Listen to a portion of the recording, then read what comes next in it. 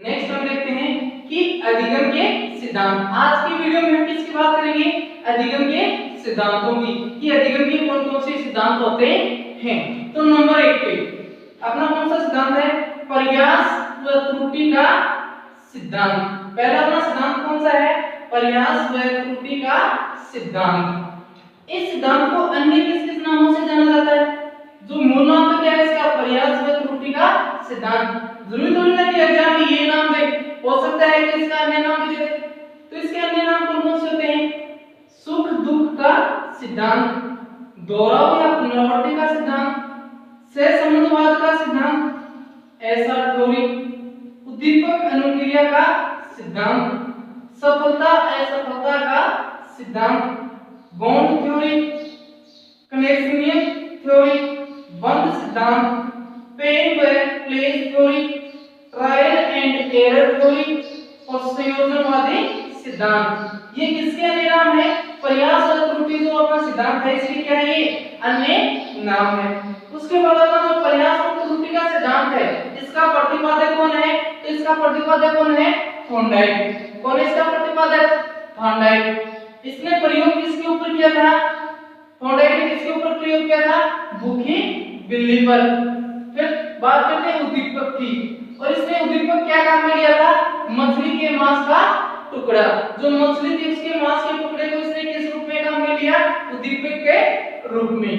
Note, Thorndike ने बुद्धि की अपेक्षा अभ्यास को अधिक महत्व दिया है। इसलिए अभी देखा था ना, अभ्यास या दोहराव या पुनरावृत्ति का सिद्धांत। तो थॉर्नडाइक ने बुद्धि की अपेक्षा किसको अधिक महत्व दिया है? अभ्यास को। और थॉर्नडाइक ने प्रयास और त्रुटि के सिद्धांत के अंदर 7 सोपान बताए। कितने सोपान बताए हैं? 7। कौन कौन से सोपान होते हैं? अभिप्रेरक या चालक। अभिप्रेरक या चालक क्या होता है? भूख, उद्दीपक को देखकर भूख का अनुभव होना, वो क्या होता है? अपना अभिप्रेरक या चालक। लक्ष्य क्या होता है? उस मछली के मांस के टुकड़े को प्राप्त करना क्या था? उस बिल्ली का लक्ष्य। और लक्ष्य में बाधा क्या थी? पिंजरे का न खुलना क्या था? लक्ष्य में बाधा हुए पर्यटन। यानी कि उस पिंजरे के अंदर जिसमें उस बिल्ली को रखा गया था उसमें बार-बार इधर-उधर उछलना कूदना उसका क्या था? वेग पर्यटन। संयोगवश सफलता, अचानक क्या होना? उस लीवर का दबना और पिंजरे का खुलना, वो क्या होता है? संयोगवश होता है। नेक्स्ट, सही पर्यटन का चुनाव। जब वो बिल्ली बार-बार असफल होते हैं तो अचानक उससे क्या मिलता है? वो देखते हैं कि इस लीवर को दबाने से क्या होता है? ये पिंजरा खुलता है। तो उसे क्या कर लेती है? वो उसका क्या कर लेती है? चुनाव की भोजन कैसे प्राप्त किया जाएगा? इसको दबाने से क्या हो जाएगा? ये खुल जाएगा। और स्थिरता, क्या स्थिरता मतलब क्या है? कि जब भी उस बिल्ली को क्या होता है? भूख का अनुभव होता है तो क्या करती है? लीवर को दबाती है और भोजन को क्या कर लेती है? प्राप्त कर लेती है। और इस इस थॉर्नडाइक ने जो प्रयास और त्रुटि का सिद्धांत है इसने बिल्ली के ऊपर प्रयोग किया था। और प्रयोग के दौरान जो बॉक्स काम में गया था उस बॉक्स का क्या नाम रखा गया था? जो काम में या प्रयोग के लिए जो बॉक्स काम में लिया गया था उस बॉक्स का नाम क्या था? उलझन बॉक्स। नेक्स्ट देखते हैं, हम बात कर रहे थे प्रयास और त्रुटि के सिद्धांत की। उसका प्रतिपादक हमने देख लिया थॉर्नडाइक, उसके हमने नींव देख ली, उसमें उसके सोपान देख ली, उसमें जो बॉक्स का हमने वो देख लिया। उसके बाद थॉर्नडाइक ने रचना की थी। थॉर्नडाइक ने रचना की, उस रचना का नाम क्या था? Animal intelligence educational psychology. उसके बाद जो प्रयास और जो त्रुटि का सिद्धांत है उसका अर्थ क्या होता है? ये होता क्या है? तो थॉर्नडाइक ने अनेक पशु पक्षियों पर प्रयोग करके यह सिद्ध किया कि मनुष्य और पशु पक्षी दोनों ही प्रयास और त्रुटि के द्वारा बहुत कुछ सीख सकते हैं। जैसे जैसे जैसे प्रयास बढ़ते जाएंगे भूलें कम होती जाती हैं और एक समय ऐसा आता है कि बिना भूल के ही कार्य क्या हो जाता है? संपन्न हो जाता है। इस प्रकार कार्य का संपन्न होना प्रयास और त्रुटि द्वारा सीखना कहलाता है। जैसे जैसे छोटे बच्चों के द्वारा चम्मच का पकड़ना, जूते के फीते बांधना, टाई बांधना और ड्राइविंग सीखना, ये सभी किस पर आधारित होते हैं? प्रयास और त्रुटि के सिद्धांत पर आधारित होते हैं। नोट, लॉयड मॉर्गन द्वारा कुत्ते पर किया गया प्रयोग तथा मैक्यूगर द्वारा चूहे पर किया गया प्रयोग भी प्रयास और त्रुटि के सिद्धांत पर ही आधारित है। नेक्स्ट इसके लाभ और महत्व देखते हैं। अपना जो प्रयास और त्रुटि का सिद्धांत था, उस सिद्धांत के शैक्षणिक महत्व, लाभ या उसके गुण कौन से होते हैं कि ये शिक्षा के क्षेत्र में कैसे उपयोगी होता है, वो चीजें देखते हैं। तो इस सिद्धांत के कारण धैर्य व परिश्रम जैसे गुणों का क्या होता है, विकास होता है। पूर्व में की गई गलतियों के अनुभव का भी क्या मिलता है, लाभ मिलता है। असफलताओं में भी क्या छुपी हुई होती है, सफलता छुपी हुई होती है। आत्मविश्वास व आत्मनिर्भरता का क्या होता है, विकास होता है। अभ्यास द्वारा किए गए कार्य का अधिगम स्थायी होता है, यानी कि हम बार बार किसी कार्य को करेंगे तो करने से उस कार्य को हम सीख जाते हैं, तो वो सीखना क्या होता है, हमारा स्थायी हो जाता है। इसमें पुनरावृत्ति होने के कारण आदतों के विकास में सहायक होता है। यदि हमें किसी चीज की आदत डालनी है तो उसके लिए हमें कौन सा सिद्धांत हमारे लिए उपयोगी है, प्रयास और त्रुटि का जो सिद्धांत है वो आदत डालने में क्या है, सहायक होता है। इसमें अभिप्रेरणा का महत्वपूर्ण स्थान होता है। यह सिद्धांत करके सीखने पर आधारित होता है। नेक्स्ट और लास्ट इसका शैक्षणिक महत्व क्या होता है, यह सिद्धांत कठिन विषयों के अध्ययन के लिए क्या होता है, उपयोगी होता है। अब इसकी देखते हैं शैक्षणिक कमियां। हम बात करते हैं अपने प्रयास और त्रुटि सिद्धांत की। उसके अन्य नाम देख लिए, उसके प्रतिपादक देख लिए, उसके सोपान देख लिए, जो बुक्स का मिलेगा तो उसका नाम देख लिया। उसके बाद हमने उसका सामान्य उसका क्या था वो देख लिया। उसके बाद हमने उसमें शैक्षणिक क्षेत्र में उसका क्या महत्व वो देख लिया। अब लास्ट अपने प्रयास और त्रुटि का सिद्धांत है, उसकी शैक्षणिक कमियां क्या होती हैं, उसके अवगुण कौन कौन से होते हैं, उसके दोष कौन कौन से होते हैं, वो देखते हैं कि यह सिद्धांत केवल मंद बुद्धि बालकों के लिए ही उपयोगी होता है, न कि प्रतिभाशाली बालकों के लिए, क्योंकि प्रतिभाशाली बालक किसी विशेष तकनीक के द्वारा किसी भी कार्य को एक ही बार में सीख जाता है। नेक्स्ट, इसके कारण कल्पना शक्ति, चिंतन शक्ति, तर्क शक्ति आदि का क्या नहीं हो पाता है, विकास नहीं हो पाता है। नेक्स्ट, अपन जो प्रयास और त्रुटि का सिद्धांत है वो रटने की प्रवृत्ति पर क्या होता है, जो अपना प्रयास और त्रुटि का सिद्धांत है वो रटने की प्रवृत्ति को क्या देता है, बढ़ावा देता है। और ये किस पर आधारित होता है, तुक्के पर आधारित होता है। अपना प्रयास और त्रुटि का सिद्धांत है वो पूरा होता है। नेक्स्ट हम देखते हैं सामाजिक अधिगम का सिद्धांत। नेक्स्ट अपना अधिगम का सिद्धांत होता है सामाजिक अधिगम सिद्धांत। नेक्स्ट कौन सा करना, सामाजिक अधिगम सिद्धांत। इसको अन्य किस नाम से जाना जाता है, अवलोकन अधिगम सिद्धांत के नाम से जाना जाता है, या अनुकरण अधिगम सिद्धांत या नकल के सिद्धांत के नाम से भी जाना जाता है। और इस सिद्धांत के प्रतिपादक कौन है, अल्बर्ट बांडुरा। कौन है, सामाजिक अधिगम सिद्धांत के प्रतिपादक कौन है, अल्बर्ट बांडुरा। और इसने प्रयोग किसके ऊपर किया था, बेबी डॉल यानी जीवित जोकर के ऊपर इसने क्या किया था, अपना प्रयोग किया था। नेक्स्ट, बांडुरा का मानना है क्या है, नेक्स्ट बांडुरा का मानना है कि जब एक व्यक्ति दूसरे व्यक्ति के किसी समूह व समाज के संपर्क में आता है तो वहीं से सामाजिक अधिगम का प्रारंभ होता है।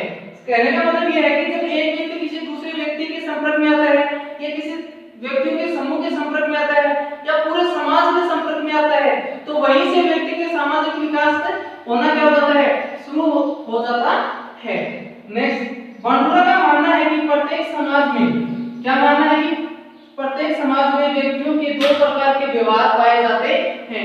कि व्यक्तियों के कितने प्रकार के व्यवहार होते हैं, दो प्रकार के। एक होता है सकारात्मक व्यवहार और एक होता है नकारात्मक व्यवहार।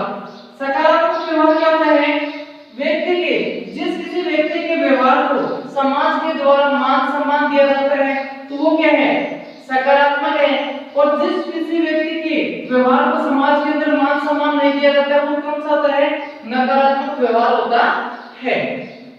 और जो अपना अनुकरण का सिद्धांत है वो क्या बताता है कि या बालक क्या करता है, ये किसी आदर्श के रूप में अनुकरण का जो सामाजिक अधिगम सिद्धांत है इसमें के अनुसार बालक अपने क्या करता है, एक आदर्श का निर्धारण करता है, अपने एक आदर्श का निर्धारण करता है और उस आदर्श के व्यवहार का क्या करता है, अनुकरण करता है और उसी के अनुसार बनने की क्या करता है, कोशिश करता है।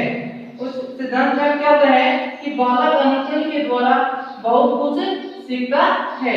अनुकृत व्यवहार को समाज द्वारा सकारात्मक पुनर्गुणन दिया जाता है तो उसे अपना लिया जाता है, और यदि नकारात्मक पुनर्गुणन मिलने पर उस व्यवहार को क्या कर दिया जाता है, बालक के द्वारा त्याग दिया जाता है। नेक्स्ट बात करें, इस सिद्धांत के सोपान या चरण कितने होते हैं, तो सामाजिक अधिगम सिद्धांत के कितने चरण या सोपान होते हैं, 4। अवधान, अवधान का मतलब क्या है कि बालक क्या करता है, अपने आदर्श का क्या करता है, निर्धारण करता है, चयन करता है। दूसरा धारण, धारण का अर्थ क्या होता है कि बालक जिसने अपने आदर्श का चयन किया है उसके व्यवहार को, उसके चिन्हों को क्या करता है, अपने मस्तिष्क में क्या करता है, मस्तिष्क के अंदर क्या करता है, उनको धारण करता है। फिर क्या होता है, पुनः प्रस्तुतिकरण। इसका अर्थ क्या होता है कि बालक ने अपने आदर्श का क्या किया, निर्धारण कर लिया, उसकी विशेषताओं को क्या कर लिया, अपने मस्तिष्क में चिन्हों के रूप में क्या कर लिया, धारण कर लिया। फिर क्या करता है, उसी व्यवहार को समाज के सामने रखता है या प्रस्तुत करता है, तो वो क्या कहलाता है, पुनः प्रस्तुतिकरण कहलाता है। फिर लास्ट में क्या है, पुनर्गुणन। और पुनर्गुणन क्या होता है, हमने अभी देख लिया है कि बालक के द्वारा जो व्यवहार किया जाता है, यदि उस व्यवहार को समाज के द्वारा अपना लिया जाता है या उसको सकारात्मक क्या मिलता है, पुनर्गुणन मिलता है, तो बालक क्या करता है, उस व्यवहार को अपना लेता है। और यदि उस व्यवहार को नकारात्मक पुनर्गुणन मिलता है तो बच्चा क्या करता है, उस व्यवहार को क्या कर देता है, त्याग देता है। तो ये हमने क्या था, सामाजिक अधिगम सिद्धांत। नेक्स्ट देखते हैं अपना नोट। फिर बात करते हैं नोट कि बालक का अधिकांश व्यवहार क्या होता है, सीखा हुआ होता है या अर्जित होता है। बालक जो व्यवहार करता है वो बालक का व्यवहार कुछ क्या होता है, अर्जित होता है या सीखा हुआ होता है।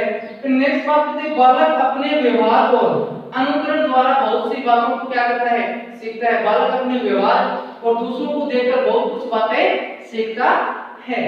नेक्स्ट, बालक समाज द्वारा अनेक बातें सीखकर ही क्या करता है, अपने व्यक्तित्व का निर्माण करता है। नेक्स्ट अपना नियम देखते हैं, सॉरी सिद्धांत देखते हैं। नेक्स्ट अपना सिद्धांत है क्रिया प्रस्तुत सिद्धांत। ठीक है, इसको अन्य किस नामों से जाना जाता है, सक्रिय अनुबंधन का सिद्धांत या फिर अनुक्रिया उद्दीपक का सिद्धांत, या किस नाम से जाना जाता है, आरएस थ्योरी के नाम से जाना जाता है, या नैमित्तिक अधिगम का सिद्धांत के नाम से भी जाना जाता है। अपना जो क्रिया प्रस्तुत सिद्धांत है इसके अंदर कौन कौन से नाम है, सक्रिय अनुबंधन का सिद्धांत, अनुक्रिया उद्दीपक का सिद्धांत, आरएस थ्योरी और नैमित्तिक अधिगम का सिद्धांत। और इस सिद्धांत का प्रतिपादक कौन है, स्किनर। कौन है इसका प्रतिपादक, स्किनर। और प्रयोग किस पे किया इसने, चूहे पर और सफेद कबूतर पर। नेक्स्ट, स्किनर के बारे में कहा गया है कि स्किनर को 20वीं शताब्दी का सबसे महत्वपूर्ण मनोवैज्ञानिक माना जाता है। हमसे कोई ये पूछे कि 20वीं शताब्दी का सबसे महत्वपूर्ण मनोवैज्ञानिक कौन है, तो कौन है वो, अपना स्किनर। नेक्स्ट बात करते हैं स्किनर की कि स्किनर को प्रथम मौलिक व्यवहारवादी मनोवैज्ञानिक माना जाता है। हमसे कोई पूछे कि प्रथम मौलिक व्यवहारवादी मनोवैज्ञानिक कौन है, तो वो भी कौन है, स्किनर ही है। नेक्स्ट, स्किनर मानव व्यवहार का विश्लेषणात्मक अध्ययन करने वाला प्रथम मनोवैज्ञानिक है। कोई ये पूछे कि मानव व्यवहार का विश्लेषणात्मक अध्ययन करने वाला प्रथम मनोवैज्ञानिक कौन है, तो वो भी कौन है, स्किनर है। फिर नेक्स्ट, स्किनर पर थॉर्नडाइक का प्रभाव पड़ा। तो ये पूछे कि स्किनर पर किसका प्रभाव पड़ा या किससे प्रभावित होकर उसने क्रिया प्रस्तुत सिद्धांत का प्रतिपादन किया, तो किससे प्रभावित होकर, थॉर्नडाइक से प्रभावित होकर। नेक्स्ट देखते हैं कि इस सिद्धांत का अर्थ क्या होता है। हम बात कर रहे थे क्रिया प्रस्तुत सिद्धांत की, तो हमने देख लिया कि 20वीं सदी का मनोवैज्ञानिक कौन है। फिर प्रथम मौलिक मानव का विश्लेषणात्मक अध्ययन करने वाला मनोवैज्ञानिक कौन है, वो देख लिया। उसके बाद हमने देख लिया कि स्किनर के ऊपर किसका प्रभाव पड़ा, थॉर्नडाइक का पड़ा। अब देखते हैं कि उसका प्रभाव कैसे पड़ा, स्किनर के ऊपर थॉर्नडाइक का प्रभाव कैसे पड़ा, वो देखते हैं कि स्किनर थॉर्नडाइक के अधिगम के प्रभाव के नियम से प्रेरित होकर अपने सिद्धांत का प्रतिपादन करता है और इस सिद्धांत के माध्यम से स्किनर थॉर्नडाइक को गलत साबित कर देता है और थॉर्नडाइक के उद्दीपक अनुक्रिया सिद्धांत को अनुक्रिया उद्दीपक सिद्धांत में बदल देता है। कैसे बदल देता है कि थॉर्नडाइक तो क्या कहता है कि पहले आग लगनी चाहिए और उसके बाद क्या खोदना, हमें कुआं खोदना है। थॉर्नडाइक का क्या मानना है कि पहले आग लगेगी उसके बाद क्या करना, हमें कुआं खोदना है। लेकिन स्किनर क्या कहता है, नहीं, पहले हमें क्या करना है, कुआं खोदना है और उसके बाद ही क्या है, आग लगेगी तो क्या करेंगे, उसके ऊपर नियंत्रण पा लेंगे। लेकिन थॉर्नडाइक क्या कहता है, नहीं, आग लगने के बाद क्या करेंगे, कुआं खोदेंगे। नेक्स्ट, जो स्किनर ने इस प्रयोग के अंदर जो बॉक्स का हमें लिया, उस बॉक्स का नाम क्या रखा गया, स्किनर बॉक्स रखा गया। इस प्रयोग के आधार पर स्किनर ने निम्न निष्कर्ष निकाले। इस प्रयोग के आधार पर कुछ निष्कर्ष निकलते हैं, वो निष्कर्ष कौन कौन से, वो देखते हैं कि पहले अनुक्रिया करनी पड़ती है। वही मैंने बताया कि पहले क्या करना पड़ता है स्किनर के अनुसार कि पहले कुआं खोदने की जो काम है वो करना पड़ता है। तो स्किनर क्या कहता है कि पहले अनुक्रिया करनी पड़ती है और उसके बाद ही क्या मिलता है, उद्दीपक की प्राप्ति होती है। जैसे अपने मारवाड़ी में कहावत है ना कि गीतों से पहले घुघरी नहीं है। इसका मतलब ये कि पहले गीत गाने होंगे उसके बाद ही क्या मिलेगी, उद्दीपक के रूप में क्या मिलेगा, घुघरी मिलेगी। यानी कि उसका जो गीत गाए उसके फल के रूप में क्या मिलेगा, हमें कुछ ना कुछ मिलेगा। लेकिन पहले क्या करनी पड़ेगी, अनुक्रिया करनी पड़ेगी। नेक्स्ट, जैसे जैसे अनुक्रियाओं का स्तर बढ़ता है, जैसे जैसे अनुक्रियाओं का जो स्तर बढ़ता जाता है वैसे वैसे उद्दीपक की प्राप्ति की संभावना क्या हो जाती है, अधिक हो जाती है। और इस सिद्धांत में दो प्रकार की अनुक्रियाएं होती हैं। कौन कौन सी होती हैं, नंबर 1 स्वाभाविक अनुक्रियाएं। तो ये क्या होती है कि जैसे मैं बात करूं कि मिठाई को देखकर मुंह में लार का आना, मिठाई को देखकर मुंह में लार का आना, वो क्या है, स्वाभाविक अनुक्रिया है। मिठाई को देखकर, मिठाई अपना क्या है, उद्दीपक है। तो ये भी क्या होता है, स्वाभाविक अनुक्रिया क्या होती है कि उद्दीपक को देखकर की जाने वाली अनुक्रिया, उद्दीपक को देखकर की जाने वाली अनुक्रिया को क्या कहते हैं, स्वाभाविक अनुक्रिया कहते हैं। जैसे पानी को देखकर प्यास का लगना, रसगुल्ले को देखकर मुंह में पानी का आना।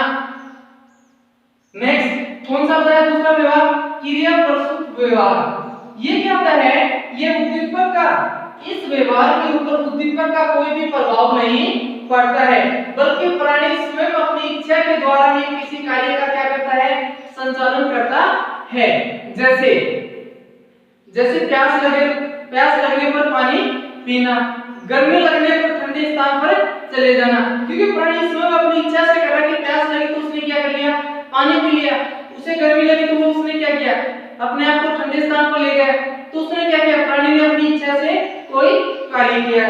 तो ये क्या बताता है कि इस पर उद्दीपक का प्रभाव नहीं पड़ता है, बल्कि प्राणी अपनी स्वयं की इच्छा से क्या करते हैं, अपना व्यवहार करता, अपना कार्य करता। आज की क्लास अपनी यही तक, नेक्स्ट कल देखते हैं।